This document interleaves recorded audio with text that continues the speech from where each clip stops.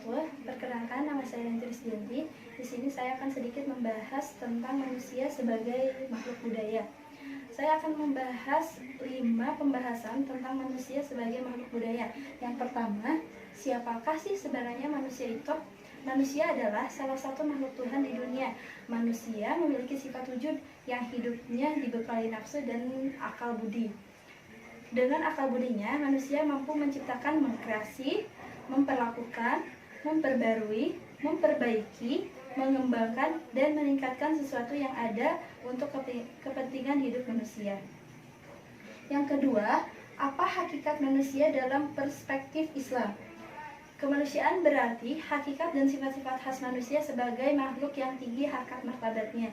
Manusia diciptakan oleh Allah Subhanahu wa Ta'ala sebagai makhluk yang sempurna dibanding dengan makhluk Allah yang lainnya. Manusia dalam kehidupannya memiliki keinginan agar derajatnya di mata manusia lain dapat lebih tinggi dengan cara melakukan hal-hal baik dan bermanfaat di dalam suatu lingkungan dan masyarakat.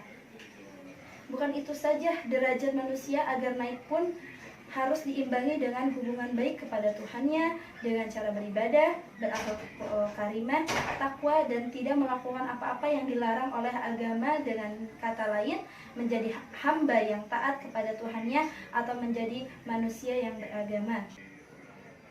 Dalam Al-Quran, Quran Surat Al-Baqarah ayat 30, yang artinya, ingatlah ketika Tuhanmu berfirman kepada para malaikat, sesungguhnya aku hendak menjadikan seorang khalifah di muka bumi.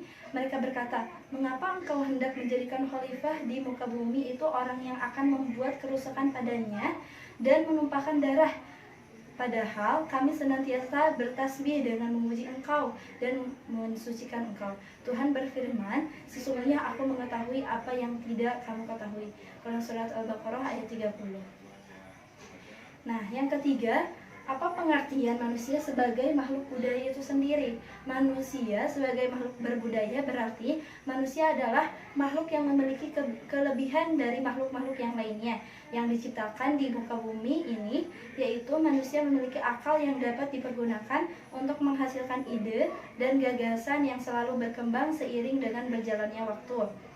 Oleh karena itu, manusia harus menguasai segala sesuatu yang berhubungan dengan kepemimpinannya di muka bumi. Di samping tanggung jawab dan etika moral harus dimiliki, menciptakan nilai kebaikan, kebenaran, keadilan, dan tanggung jawab agar bermakna bagi kemanusiaan.